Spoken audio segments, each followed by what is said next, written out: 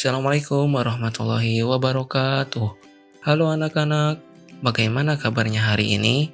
Semoga kita dalam keadaan sehat walafiat. Perkenalkan, nama Bapak Yusuf Abdurrahman. Kita hari ini akan belajar tentang bahasa Indonesia dan ilmu pengetahuan alam. Sebelum belajar, mari kita berdoa terlebih dahulu. Berdoa dimulai. Berdoa selesai. Sebelum belajar, diharapkan adik-adik untuk mendownload modul yang telah Bapak sediakan ya, untuk mempermudah kalian memahami materi. Linknya sudah Bapak simpan di deskripsi. Selanjutnya, kalian coba dengarkan dan pahami teks yang akan Bapak bacakan sebagai berikut. Urang Kanekes si suku Baduy. Banten merupakan sebuah provinsi di Pulau Jawa bagian barat. Provinsi Banten memiliki kekayaan alam dengan pemandangan indah, termasuk pegunungan dan pantai. Di Pegunungan Kendeng dengan ketinggian 600 meter dari permukaan air laut, tinggal masyarakat adat yang biasa kita sebut suku Baduy. Namun, masyarakat suku Baduy lebih senang menyebut diri mereka Urang Kanekes. Dalam bahasa Sunda, urang berarti orang. Masyarakat Kanekes dibagi menjadi dua kelompok, yaitu Tangtu dan Panamping. Kelompok Tangtu dikenal sebagai Kanekes Dalam atau Baduy Dalam. Sebaliknya, kelompok Panamping dikenal sebagai Kanekes Luar atau Baduy Luar. Kelompok Kanekes Dalam atau Baduy Dalam tinggal di 3 desa, yaitu Cikertawana, Cikesik, dan Cibeo. Masyarakat Kanekes Dalam masih sangat teguh dalam memegang tradisi. Mereka tidak menggunakan alat-alat elektronika, tidak menggunakan alas kaki, tidak menggunakan kendaraan sebagai alat transportasi, serta mengenakan pakaian adat yang ditenun dan dijahit sendiri. Mereka menganut kepercayaan tradisional Sunda Wiwitan dan dipimpin oleh seorang puun. Puun juga berkedudukan sebagai pemimpin masyarakat Kanekes. Setelah melihat teks dan mendengarkan, kemudian memahami teks tadi, sekarang kalian diskusikan bersama pendamping belajar di rumah untuk mengisi soal berikut.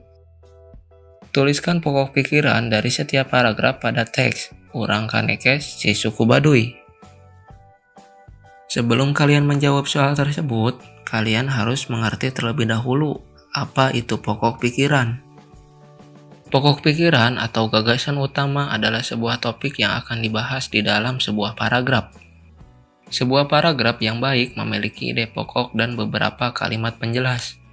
Ide pokok berfungsi sebagai topik pembahasan, sedangkan kalimat penjelas berfungsi untuk menjelaskan topik tersebut. Kita akan coba menjawab bersama-sama soal tersebut. Coba kita pahami kembali teks bacaan dari setiap paragraf.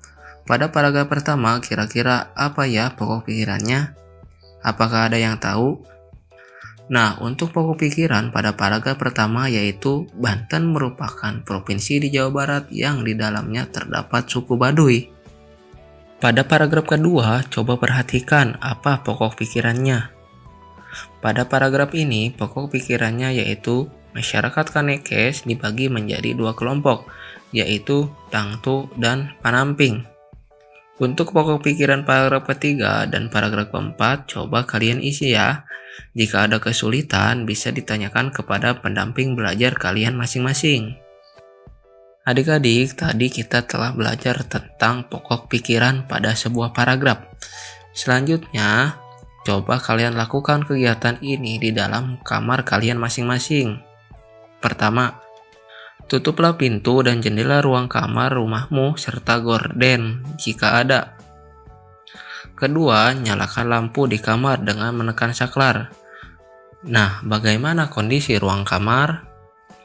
Ketiga, padamkan lampu dengan menekan saklar. Bagaimana keadaan di dalam ruang kamar?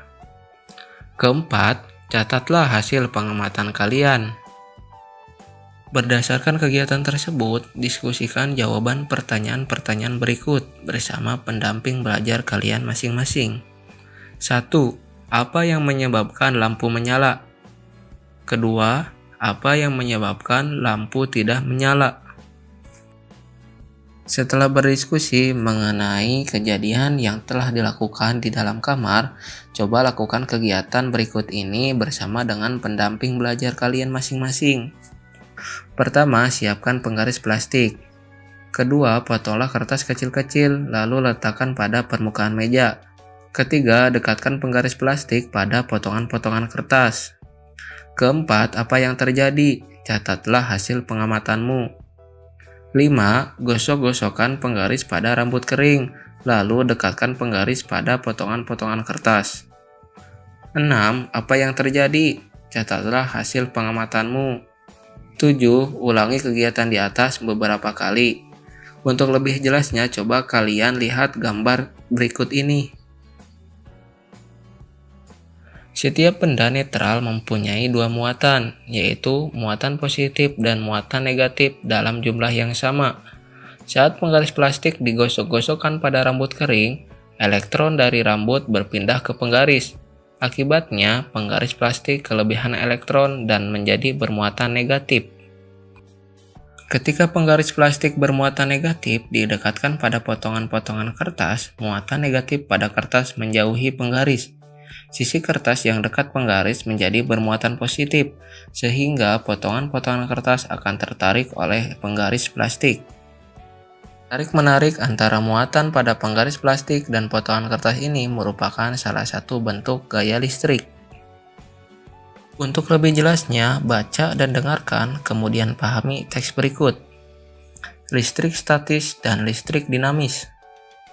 Muatan listrik yang terkandung pada penggaris plastik setelah digosok pada rambut kering tidak mengalir, sehingga disebut listrik diam atau listrik statis.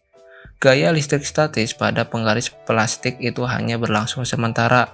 Selama potongan kertas menempel pada penggaris plastik, terjadi perpindahan muatan listrik. Setelah muatan listrik pada potongan kertas dan penggaris plastik sama, kedua benda itu akan saling menolak dan melepaskan diri. Akibatnya, potongan-potongan kertas akan terlepas dari penggaris plastik.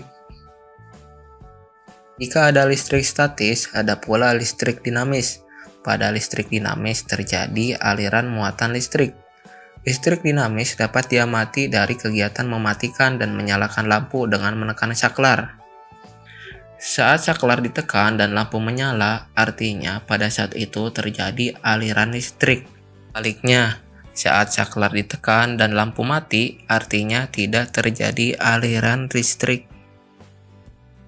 Setelah membaca dan memahami teks tersebut, coba jawab ya pertanyaan berikut. Pertama, coba jelaskan apa itu listrik statis dan listrik dinamis dengan bahasamu sendiri. Kedua, cobalah contoh lain yang menunjukkan gejala listrik statis. Untuk pembelajaran kali ini dicukupkan ya. Semoga pembelajaran hari ini bermanfaat. Sampai bertemu di pembelajaran selanjutnya. Wassalamualaikum warahmatullahi wabarakatuh.